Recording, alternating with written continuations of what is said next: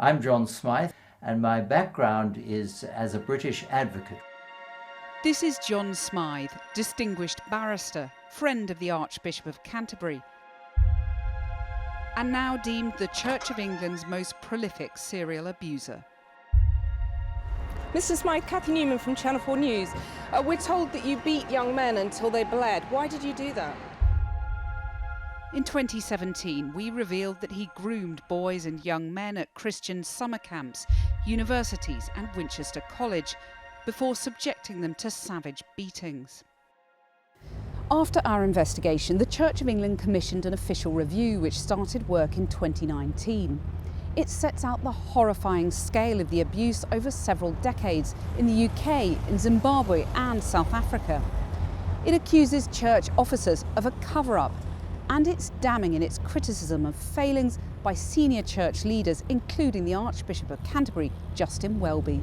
The review, led by former Social Services Director Keith Makin, says that over a 40-year period, John Smythe became arguably the most prolific serial abuser to be associated with the Church of England, operating in 3 different countries and involving as many as 130 boys and young men.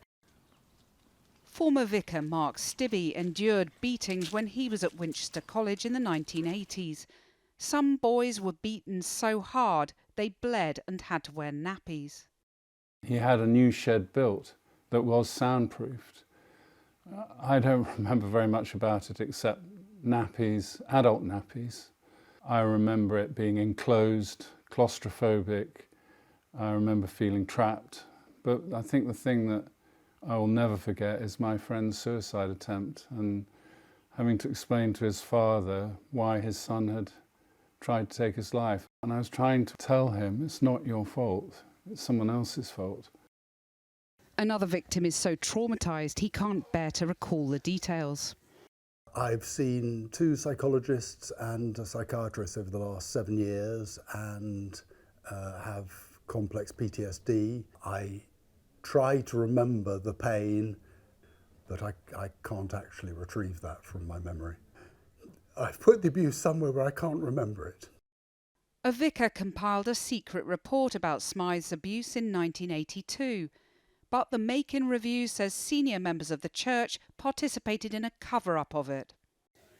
Within a few years, several bishops and very senior figures within the Church of England, or those who went on to very senior positions, including archbishops and Queen's chaplains, had got wind of what was going on.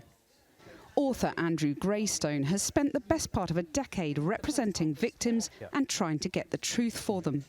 The sheer number of clergy who knew about John Smythe at various stages in the last 40 years is astonishing. Amongst those who are still serving, at least 5 bishops and 1 archbishop knew. Amongst those who are retired, at least another 4 bishops and 1 archbishop. And then at least another 30 more junior clergy named in the Makin Review knew about John Smythe and his abuse over the years. Not a single bishop has been formally held to account. This is not just a matter of a few clergy here and there, but this is people at the very highest level of the Church of England, this church that's supposed to be the moral conscience of our nation in many ways. It's very distressing. At the heart of the Makin Review is a damning indictment of failings at the very top, including the Archbishop of Canterbury himself. From July 2013, the Church of England knew at the highest level about the abuse that took place in the late 1970s and early 1980s.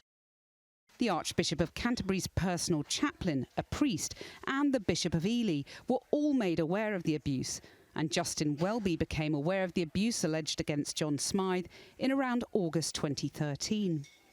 There was a distinct lack of curiosity shown by these senior figures and a tendency towards minimisation of the matter. Here's what the Archbishop told us in response to our investigation. I genuinely had no idea that there was anything as horrific as this going on. And the kind of story you showed on the clip, I mean, if I'd known that, I would have been very active, but I had no suspicions at all. The Macon Review says this was one of many incorrect assertions, and that enough was known to have raised concerns upon being informed in 2013. Someone's got to take responsibility. He knew most of the victims. He is the most senior person in the Anglican Communion, and you cannot have someone in that position failing so spectacularly, not being held to account. So he should resign? I believe so, yes. Smythe left the UK in 1984 for Zimbabwe and then South Africa, where he continued his abuse. The Macon Review again criticises Justin Welby for failing in his personal and moral responsibility to ensure the church authorities in Cape Town knew of the dangers. No fewer than 5 police forces here in the UK were belatedly told of Smythe's abuse between 2014 and 2016. After our original investigation, Hampshire police reopened their inquiries, but in the very month they tried to contact him for an interview, Smythe died suddenly in Cape Town in August 2018. I have seen the effect, the catastrophic, toxic effect on other people's lives in terms of depression, mental health, suicide attempts, broken marriages, broken lives, broken hearts. And to a certain extent that's been true of me as well. Victims are now demanding that the church be stripped of its responsibility for handling abuse allegations. That may now be a matter for Archbishop Welby's successor. Whoever takes over has a formidable, perhaps an impossible challenge to ensure justice is done for abuse survivors. Well, we went to Winchester College, the former Bishop of Ely and the Archbishop of Canterbury's former chaplain, for comment. And earlier, Cathy Newman sat down with the Archbishop of Canterbury, Justin Welby himself, and she began by asking for his reaction to the report. I take responsibility for the consequences and for dealing with it now, since I was Archbishop. When the abuse took place in the UK, I was in my late teens, early 20s. Some of it was before I was even come to Christian faith, many years before I was ordained. And it was one of a number of horrific historical legacy cases of abuse that I found when I came into being Archbishop in 2013. I was told about this, I heard about this for the first time in July, August 2013, about 4 months after I took over, and didn't know anything before then or have any suspicions. Well, that's not quite true. We'll come back to that. But, you know, you say you're dealing with this now, but you have been Archbishop for nearly a decade. Mm-hmm. And what the Macon Review sets out is that senior church leaders, including yourself, missed so many opportunities to deal with this. Do you accept that? I accept that from August 2013 until your programme uncovered this in a documentary in 2017, that I did not, and I take responsibility for this, and it was a failure and a really shaming failure. I did not ensure that this was pursued as energetically, as remorselessly as it should have been. You knew in the 1980s, you know, you went to the camps and so on. You exchanged Christmas cards with John Smythe after he moved to Zimbabwe. He continued to abuse boys there, and I see you don't know about that. But you also funded his mission out there. I mean, that suggests that this was more than a passing acquaintance with this man. Lots of people funded his mission. Funding his mission, I mean, I don't know what its spending was, but it was a lot, I suspect. I have no idea, I never saw the accounts. I think on 2 separate occasions I gave 40 or 50 pounds. Now, when we spoke in 2019, after my investigation, you said, and just to quote back to you, you said, I genuinely had no idea that there was anything as horrific as this going on. If I'd known that, I'd have been very active, but I had no suspicions at all. I mean, no suspicions at all. You'd just been informed of the seriousness of John Smythe's abuse in 2013. I was told there was an accusation of abuse, and this is where I went wrong. Safeguarding at that point had one person for the national part of the Church of England half-time. We're now around 40. And those are reforms I brought in myself. At that time, I asked the necessary questions, which was I did right, which was to say, have the police been informed? Have social services been informed? I was told they had.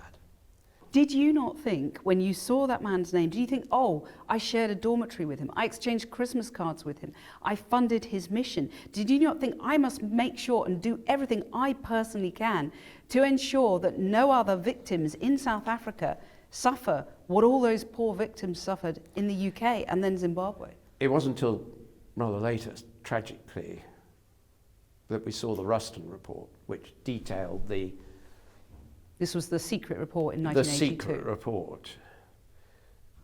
And when you read that, you just wanted to go and be sick. I mean, it was infinitely worse than the verbal report I was given. I mean, the victims are calling for your resignation. I know, and I understand why they're doing that.